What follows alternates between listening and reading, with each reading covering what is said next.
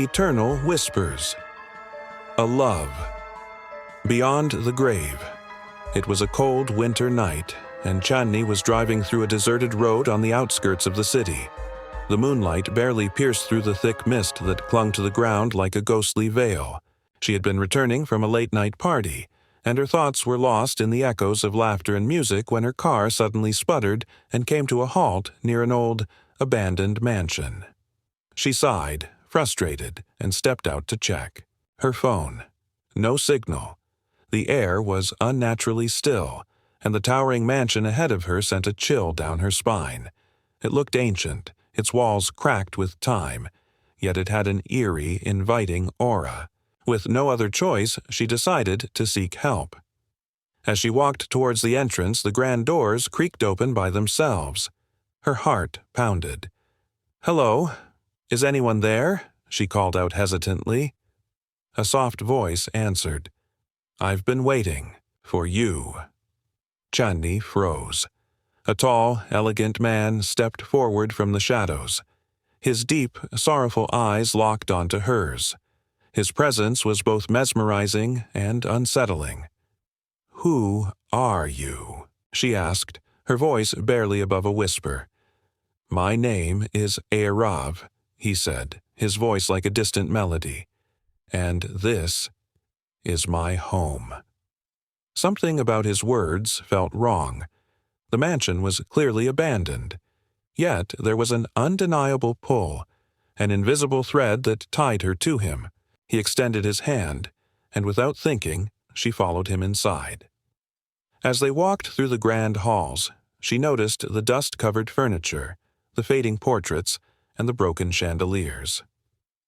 "Why do you live alone?" she asked. Arav gave a melancholic smile. "I don't get many visitors." The more she spoke to him, the more she felt an inexplicable connection. He spoke as if he knew her, as if he had loved her before.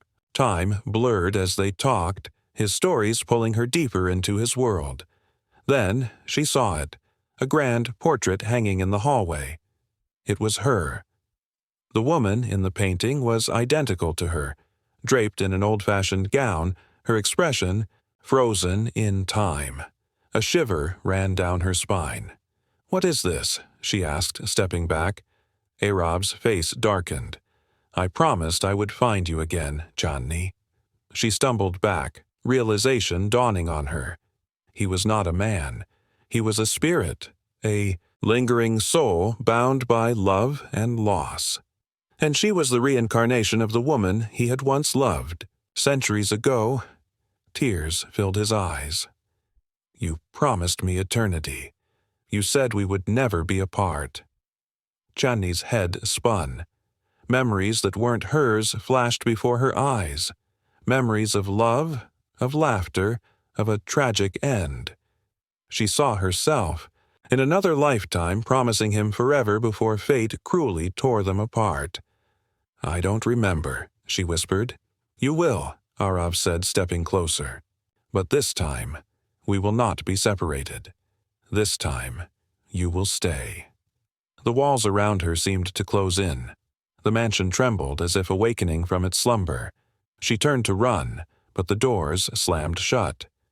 "Chandni," he whispered, "our love is eternal." She screamed. The next morning, her car was found near the abandoned mansion, the engine still running. But Chandni was gone. The town whispered of the legend. A woman who entered the mansion only to disappear, just like the countless others before her. And inside the mansion, a new portrait now hung beside the old one. Chandni's face, frozen in time, forever trapped in the love that refused to die.